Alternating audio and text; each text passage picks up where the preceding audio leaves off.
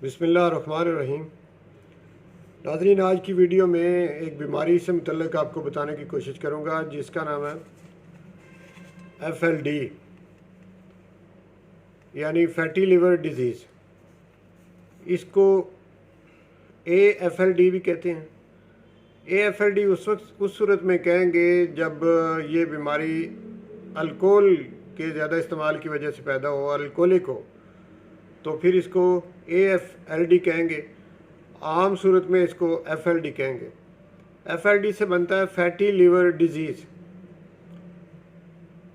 यानी अगर लीवर का साइज़ बढ़ जाए, लीवर के अंदर फ़ैट की मिकदार बढ़ जाए, फ़ैट ज़्यादा जमा हो जाए, तो इस बीमारी को फैटी लिवर कहते हैं या FLD कहते हैं। और इसका पता चलता है अल्ट्रासाउंड करवाने से। आपको अगर पेशेंट पे ये शक हो तो फिर आप उसका अल्ट्रासाउंड करवा सकते हैं। और इसकी इलामात, दो बड़ी इलामात हैं कि राइट साइड, एब्डोमेन की राइट साइड जो है वहाँ पे दर्द होती है, और इसके अलावा टायर्डनेस होती है, यानी थकावट मुसलसल रहती है मरीज़ को। तो ये दो बड़ी इलामात हैं। लेकिन बाज़ दफ़ा ये होता है कि पेशेंट के अंदर ये दोनों इलामात भी नहीं मिलती, इलामात होती नहीं है, लेकिन उसको फिर भी जब आप उसका टेस्ट करवाएं तो फैटी लिवर होता है। तो ऐसे भी हो सकता है। और अगर इलामात मिले तो ये दो बड़ी इलामात हैं। और इसके अलावा छोटी मोटी इलामात और भी हो सकती हैं। मसलन पेशेंट जो है उसकी भूख कम हो जाती है और उसको अनडाइजेशन की शिकायत जो है वो भी रहती है, जिस्म थका थका रहता है, ये तो एक बड़ी इलामत है। सुस्ती रहती है, तो ये कुछ और इलामात हो सकती हैं।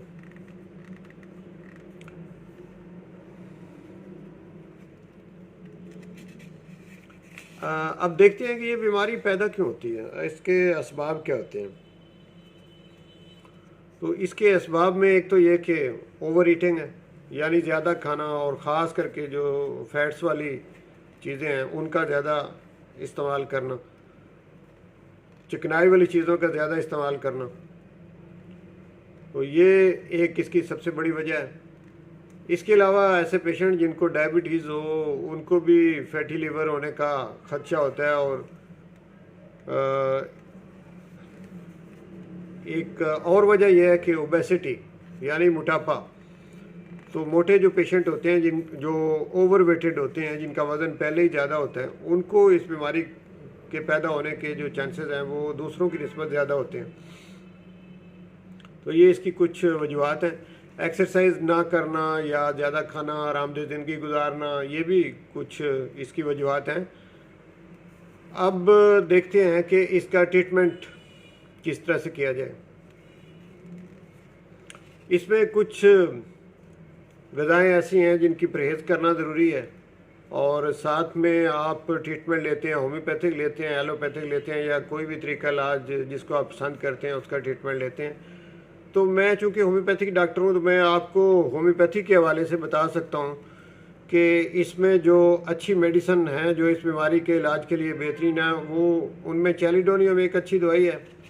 तो आप पेशेंट जो आपके सामने हो उसकी इलामात लेने के बाद देख लें, अगर चैलिडोनियम की इलामात उसके साथ मैच करती हों तो ये दवाई बड़े अच्छे असरात रखती है।